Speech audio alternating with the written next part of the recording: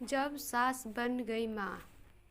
यह कहानी हमारे बिल्कुल बगल में रहने वाली मीना आंटी की है। मीना आंटी जब हमारे बगल वाले प्लॉट में रहने आई थी तब वह और उनका छोटा बेटा रितेश बहुत छोटा था।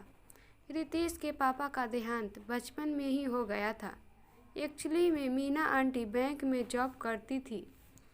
उनका पोस्टिंग हमारे शहर बरेली में हुआ। वह पंजाब नेशनल बैंक में जॉब करती थी। बहुत मेहनत करके अपने बेटे रितेश को सॉफ्टवेयर इंजीनियर बनाया।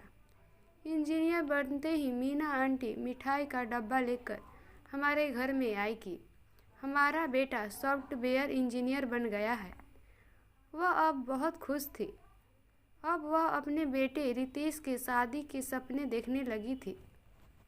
उन्होंने तो अपने कई रिश्तेदारों से रिश्ते की शादी के लिए खबर भी भिजवा दिए। लेकिन अचानक से ही कुछ दिनों बाद रितेश एक लड़की को साथ दिल्ली से वापस बरेली आया। कुछ दिनों बाद पता चला कि वह लड़की असल में रितेश की वाइफ है। रितेश ने दिल्ली में लव मैरिज कर लिया था। मीना आंटी के सारे सपने चूर चूर हो चुके थे।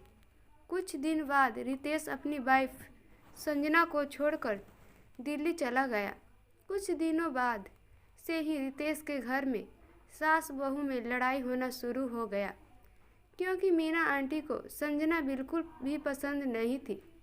और पसंद हो भी तो कैसे, क्योंकि जो सपने मीना आंटी ने रितेश के लिए देखे थे, ऐसे अपने बेटे की शादी कराऊंगी, शादी में खूब नाचूंगी, सारे मेहमान बुलाऊंगी, यह सारे सपने पल भर में टूट चुके थे। सास बहू में लड़ाई होने का एक कारण यह भी था कि संजना घर का कोई काम नहीं करती थी। सारा दिन फोन पर लगी रहती थी और दिन भर टीवी देखती रहती थी। उनकी वापसी लड़ाई से मोहल्ले वाले भी तंग हो चुके थे। इतना सास बहू में लड़ाई होती रहती थी।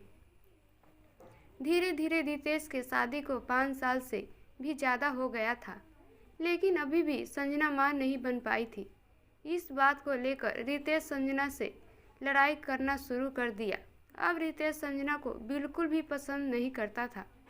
शादी के बाद रितेश संजना को कभी भी दिल्ली वापस नहीं ले गया। किसी न किसी बहाने से उसे बरेली में ही रखता था। कहता था कि माँ अकेली है, माँ की सेवा करो। पिछले 1 साल से तो रितेश वापस घर भी नहीं आया था। धीरे धीरे रितेश का भी प्रमोशन होकर इंजीनियर से प्रोजेक्ट मैनेजर बन चुका था और उसकी पर्सनल असिस्टेंट आलिया ने से लव अफेयर की खबरें कंपनी में आम हो चुकी थी। वह दोनों एक दूसरे से बेहद प्यार करने लगे थे। रितेश कभी भी आलिया को यह नहीं बताया कि पहले भी एक शादी हो चुकी है, लेकिन शादी से पहले रितेश ने आलिया को सच बता दिया था। लेकिन आलिया को इस बात से कोई एतराज़ नहीं था। रितेश और आलिया नई दिल्ली में शादी कर लिया और शादी करके दोबारा वापस बरेली पहुँचे। वापस बरेली पहुँचते ही रितेश की माँ ने पूछा, यह कौन है लड़की? रितेश ने बोला, यह आलिया है, तुम्हारी बहू। अब वह पेड़ फल नहीं दे सकता। अपनी पहली पत्नी संजना को ताने मारते हुए रितेश तो क्या करे, दूसरा पौधा तो लगाना ही पड़ेगा। तब तक संजना भी वहां आ चुकी थी और यह सब जान जैसे संजना के दिल पर पत्थर मार दिया हो किसी ने, ऐसे सुन हो गई थी कुछ देर के लिए। अब संजना को समझ नहीं आ रहा था कि वह करे तो क्या करे। संजना को यह बात समझ में आई थी, रितेश उसे वापस दिल्ली क्यों नहीं ले जाना चाहता था, क्योंकि उसका आलिया के साथ अफेयर चल रहा था। लेकिन रितेश की माँ उसका साथ नहीं दी, बल्कि वह और भी गुस्सा हो गई। औरत को खेल समझ लिया है, एक से शादी करो और मन भर जाए तो किसी और से शादी कर लो, तुम्हारे लिए शादी मजाक होगा। रितेश की माँ ने बोला कि माना कि मैं संजना से प्यार नहीं करती हूँ, लेकिन मैं उसे नफरत भी नहीं करती। यह तो मेरी बहू ही थी जो 1 साल से जैसे भी हो देखभाल तो किया। तुम 1 साल में वापस मुड़कर भी नहीं देखे कि तुम्हारी माँ कैसी है। फ़ोन भी तुम 15 दिनों में एक बार करते थे। तो अब तक मेरी देखभाल किसने की? संजना ने की। और मैं यह कभी ने भी बर्दाश्त नहीं कर सकती कि संजना की जगह कोई भी लड़की ले। रितेश साफ साफ अपनी माँ से बोल दिया। मुझे लगा कि तुम संजना को पसंद नहीं करती हो तो तुम आलिया को बहुत जल्दी अपना लोगी।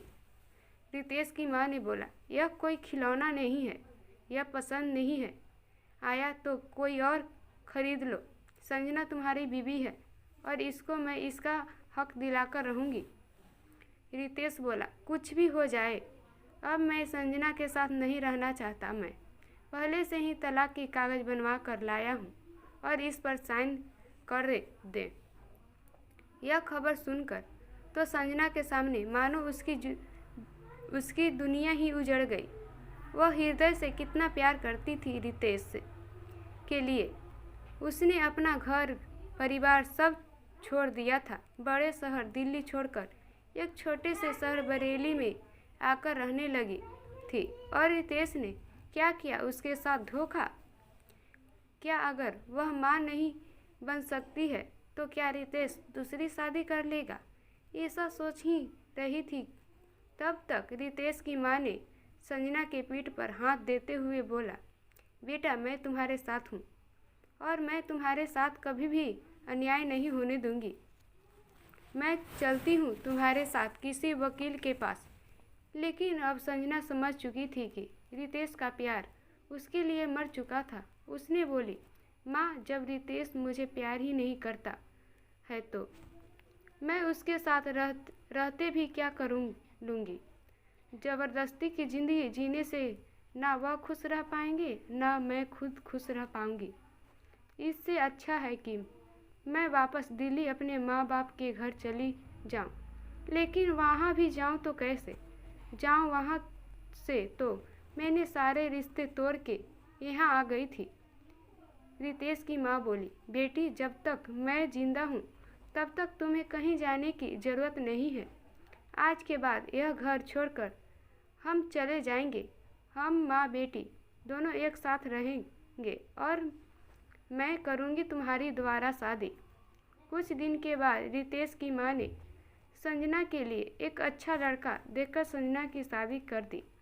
मोहल्ले वालों ने भी इस शादी की दूर दूर तक वाहवाही किया, क्योंकि एक सास ने बहू की पहला ऐसा शादी किया था। अब रितेश की माँ का रिश्ता सास बहू से माँ बेटी का हो गया था और संजना अक्सर अपने मायके रितेश की माँ से मिलने आया करती थी और अपनी ज़िंदगी खुशी खुशी बिताने लगी थी। कुछ दिनों बाद संजना माँ भी बन गई। यह खबर सुन रितेश की माँ ने पूरे मोहल्ले में